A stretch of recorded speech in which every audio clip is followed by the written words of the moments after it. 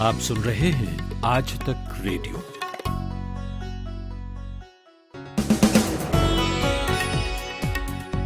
नमस्कार, यह है 19 अक्टूबर की शाम का दिन भर। मैं हूं नितिन ठाकुर। असम मिजोरम सीमा पर दो गुटों में हिंसक झड़प के कारण माहौल तनावपूर्ण है। घटना में कई लोग घायल हैं, आगजनी भी हुई है। पीएमओ और केंद्रीय गृह मंत्रालय को भी मामले की जानकारी दी गई है। बताया यह जा रहा है कि तनाव सीमा विवाद की वजह से हुआ और ऐसा पहले भी होता रहा है।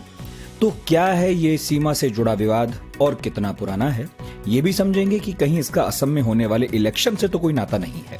इसके अलावा बात करेंगे मध्य प्रदेश की। उपचुनाव होने जा रहा है, तो क्या असर है राज्य में, सियासत किस तरफ मोड़ ले रही है, बीजेपी या कांग्रेस, किसके लिए ज्यादा मुश्किल है। साथ ही जानेंगे कि इस त्योहारी सीजन में भारतीय बाजार की तैयारी कैसी है। कहीं इस बार ऑफलाइन बाजार पर ऑनलाइन मार्केट तो हावी नहीं है। और आखिर में सुनवाएंगे बिहार के एक ऐसे शख्स से बातचीत जिसके पास कोई डिग्री नहीं है, लेकिन गांव में एलोपैथी के जरिए मरीजों का इलाज करता है। मगर पहले सुनते हैं हेडलाइंस प्रतीक बाघमारे से। एलएसी पर तनाव के बीच लद्दाख के डैमचौक से पीपल्स लिबरेशन आर्मी के एक सैनिक को आज हिरासत में लिया गया है। पूछताछ के बाद चीनी सैनिक को वापस भेज दिया गया। बताया जा रहा है कि हिरासत में लिया गया चीनी सैनिक कॉर्पोरल रैंक पर है और शांगजी इलाके का रहने वाला है। उसके पास से सिविल और मिलिट्री डॉक्यूमेंट्स बरामद किए हैं। खुफिया एजेंसियों ने आगाह किया है कि पाकिस्तान आर्मी नियंत्रण रेखा पर पाकिस्तान की बॉर्डर एक्शन टीम को एक्टिवेट कर सकती है और 7 स्थानों पर भारतीय सेना पर हमले की योजना बना रही है। मध्य प्रदेश की मंत्री इमरती देवी को आइटम कहे जाने पर पूर्व मुख्यमंत्री कमलनाथ ने कहा कि आइटम कोई असम्मानित शब्द नहीं है। मुझे इस मौके पर नाम नहीं आ रहा था तो मैंने आइटम कह दिया। इसके विरोध में मुख्यमंत्री शिवराज सिंह चौहान ने आज मौन उपवास रखा। असम मिजोरम बॉर्डर पर दो गुटों में हिंसक झड़प के कारण माहौल तनावपूर्ण हो गया है। इस हिंसक झड़प में कई लोग घायल हो गए। असम के मुख्यमंत्री सर्बानंद सोनोवाल ने असम मिजोरम बॉर्डर की स्थिति की रिपोर्ट प्रधानमंत्री कार्यालय और केंद्रीय गृह मंत्रालय को दी है। बलिया गोली कांड के मुख्य आरोपी धीरेन्द्र प्रताप सिंह को आज कोर्ट में पेश किया गया। कोर्ट ने आरोपी को 14 दिन की न्यायिक हिरासत में भेज दिया है। इस बीच आरोपी के परिवार ने सीबीआई जांच की मांग की है। पाकिस्तान में इमरान खान की सरकार और सेना के खिलाफ विपक्षी दल एकजुट हो गए हैं। इमरान खान को सत्ता से बाहर करने और सियासत में सेना के दखल का विरोध करने के लिए विपक्षी दलों ने पाकिस्तान डेमोक्रेटिक मूवमेंट नाम से एक गठबंधन बनाया है। और अमेरिकी स्पेस एजेंसी नासा और नोकिया मिलकर चांद पर 4G कनेक्टिविटी पहुंचाएंगे। नासा ने ऐलान किया है कि चांद पर पहला सेल्यूलर कनेक्टिविटी के लिए नोकिया को कॉन्ट्रैक्ट दिया जा रहा है।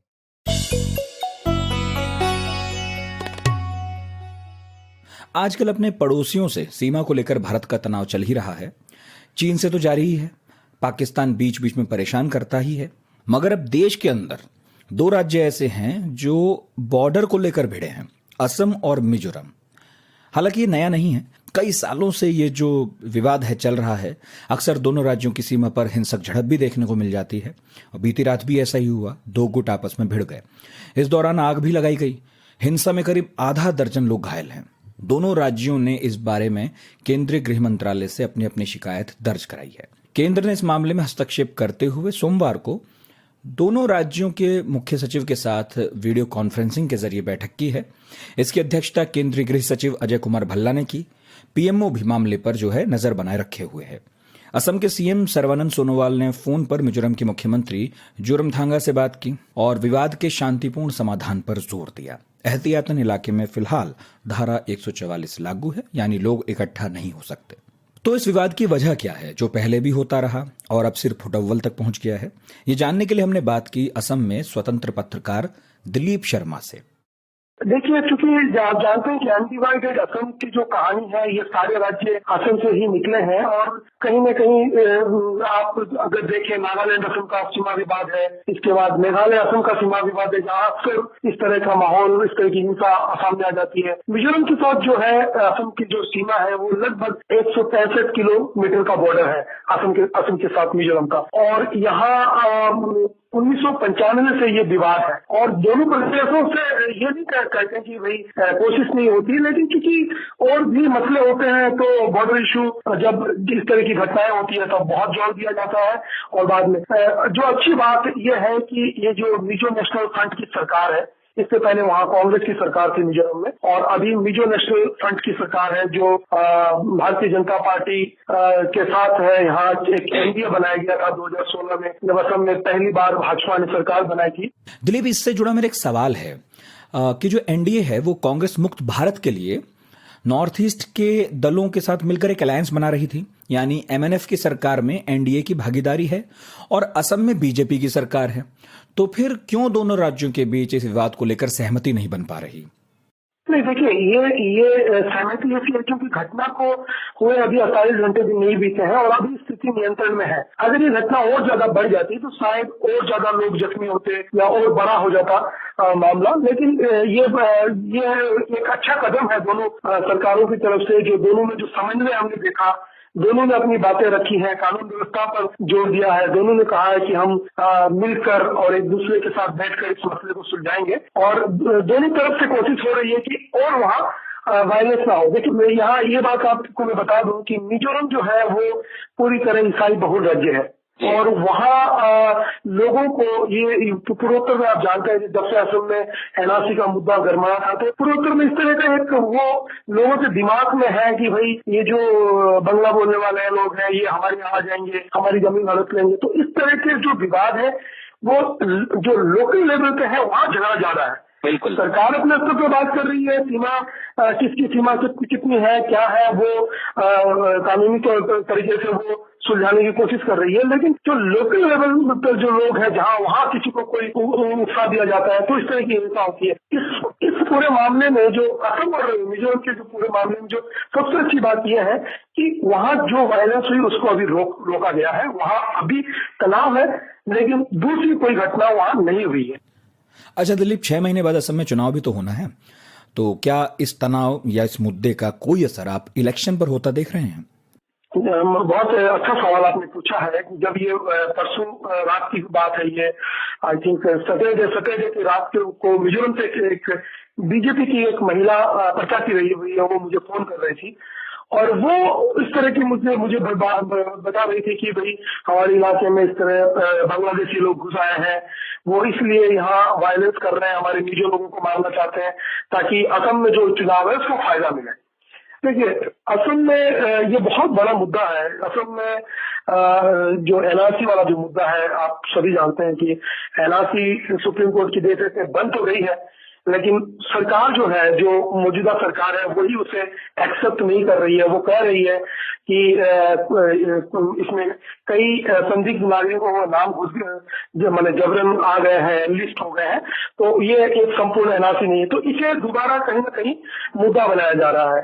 तो जैसे ही ये बीजेपी पे आरोप रहा है कि भाई वो हिंदुत्व की राजनीति करती है, और जैसे ही ये एनआरसी और ये सारा आता है तो उसमें फिर हिंदू मुसलमान का वो वोट दुर्विकरण की बात आ जाती है कि भाई ये, तो असम में ये माहौल जो है, कई बयानबाजी भी हो रही है, तो असम इस तरह का माहौल है। आपने सही पकड़ा है यहाँ के जो चुनाव को लेकर, और ये कहीं ना कहीं ये माहौल है।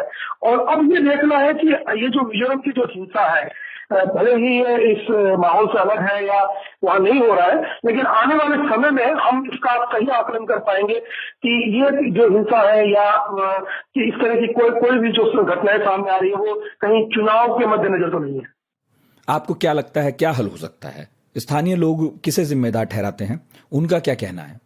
देखिए, स्थानीय लोगों का ये कहना है कि जो मिजोरम जो है वो बहुत ही अपनी टेरिटरी में रहने वाले लोग हैं, अपने फार्मर हैं, वहाँ काम करते हैं, लेकिन ये कह रहे हैं कि बाहरी लोग आ रहे हैं। पूर्वोत्तर में जो सबसे बड़ी जो इतनी जो आपने मिलिटेंसी देखी, ये जो कुछ भी आप देख रहे हैं, ये बाहरी और स्थानीय लोगों की जो लड़ाई है वो है। तो वहाँ स्थानीय लोगों को कहना है कि भाई जो हमारा जो वहाँ आप अगर भौगोलिक तौर पर अगर जिस इलाके में घटना हुई है कछार जो जिला है असम का, उसके पास ही करीमगंज जिला है, और करीमगंज जो जिला है उसका जो बॉर्डर है वो बांग्लादेश के साथ है, बांग्लादेश के साथ सटा हुआ करीमगंज जिला।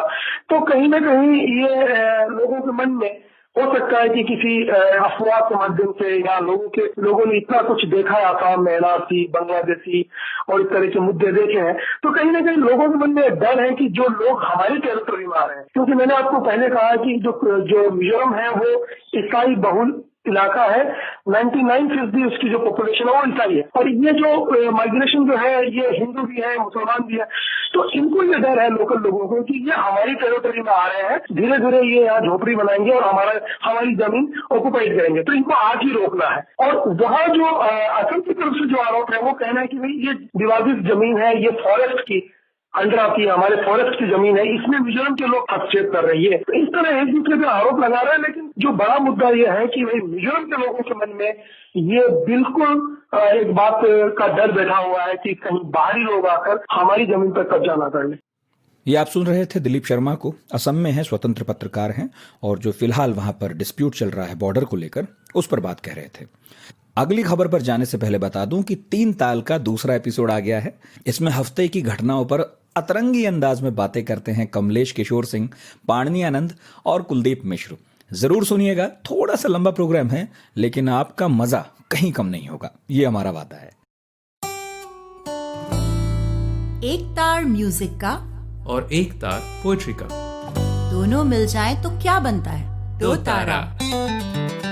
मैं हूँ चिन्मयी और मैं हूँ जोएल। हम गाते हैं, सुनाते हैं कविताएं, कभी गिटार पर तो कभी बांसुरी पर, और कभी अपने घर में पड़े हुए बक्से की थाप पर। तो सुनिए हमारा 2 तारा, सिर्फ आज तक रेडियो पर।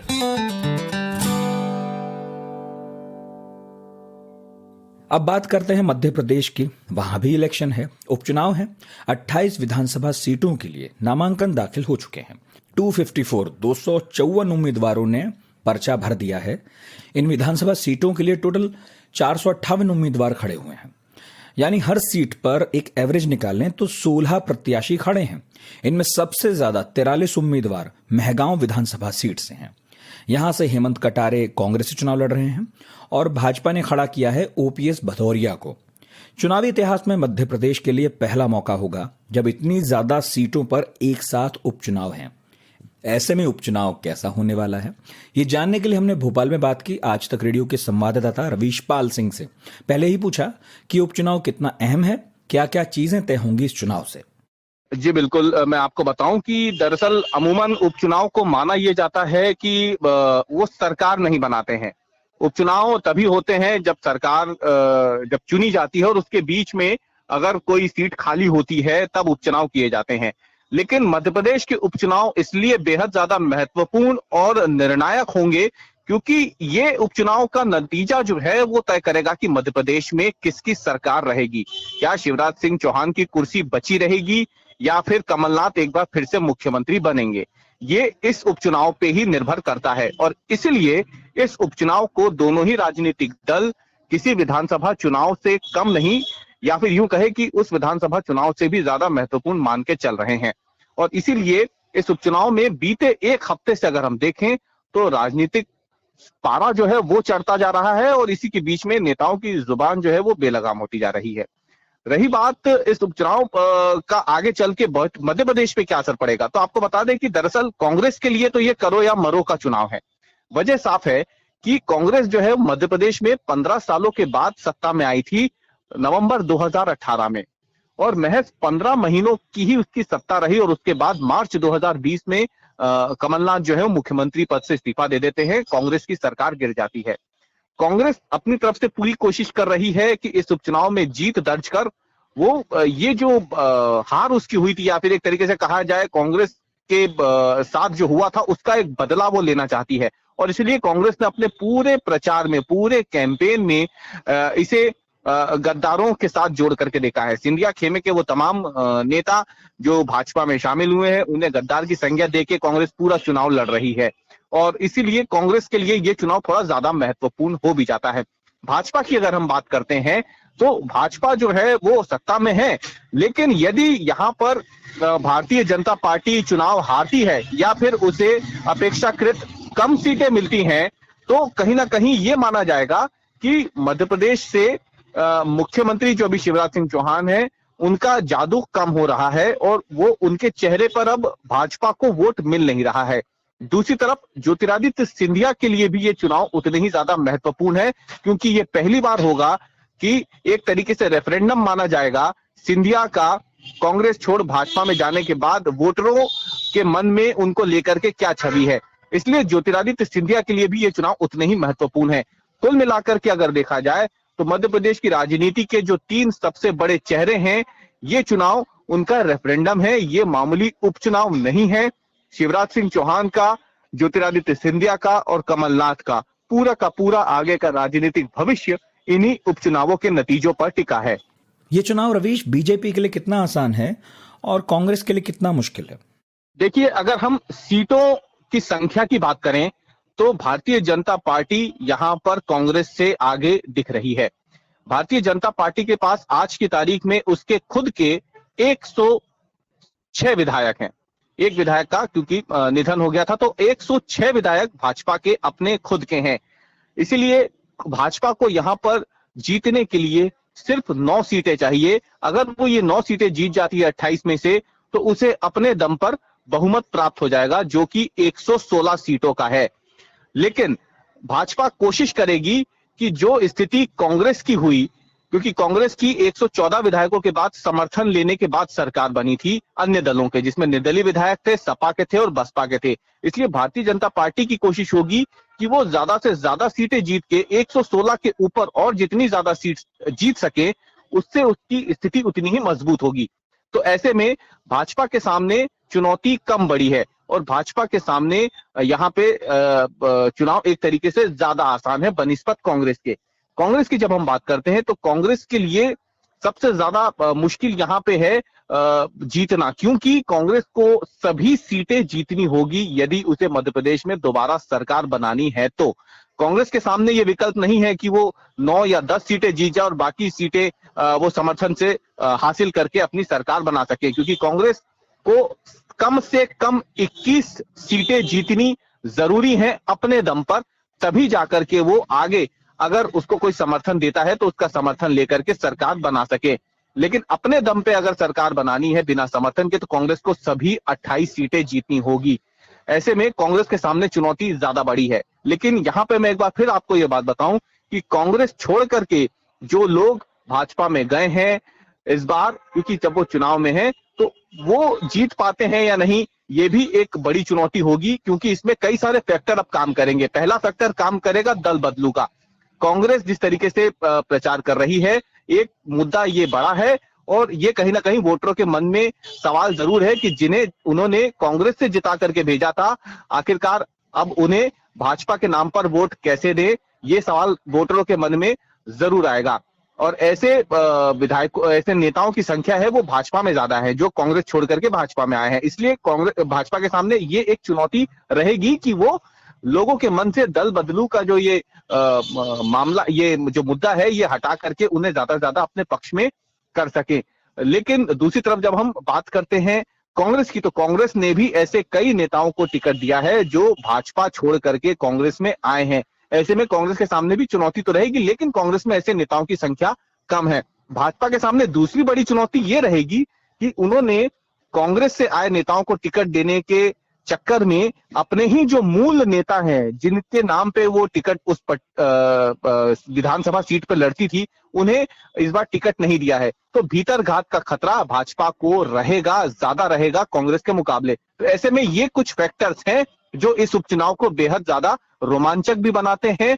लेकिन आसान और मुश्किल की बात करें तो भाजपा के लिए यहां से सरकार बना पाना ज्यादा आसान है सीटों के लिहाज से अगर देखा जाए तो। कांग्रेस के लिए चुनौती ज्यादा बड़ी है। आप सुन रहे हैं आज तक रेडियो।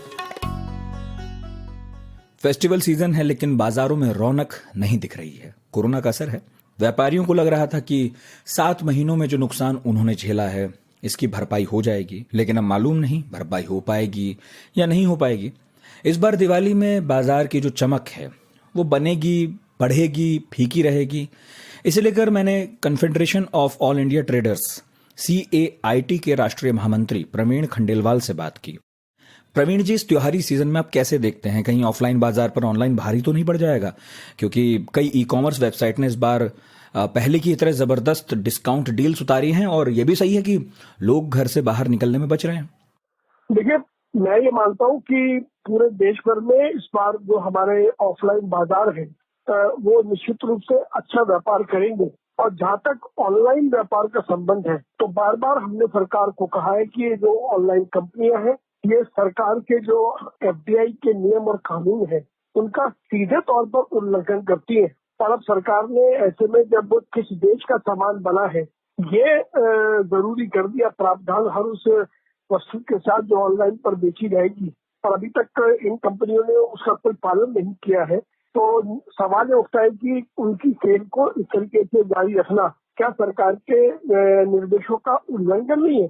लेकिन जो ऑनलाइन और ऑफलाइन का बाजार है इस बार क्योंकि 7 महीने से लोगों ने कोई परचेजिंग ज्यादा करी नहीं है केवल आवश्यक वस्तुओं के अलावा, तो हमें उम्मीद लगती है कि इस बार दिवाली पिछले वर्षों के मुकाबले और अच्छे तरीके से मनाई जाएगी।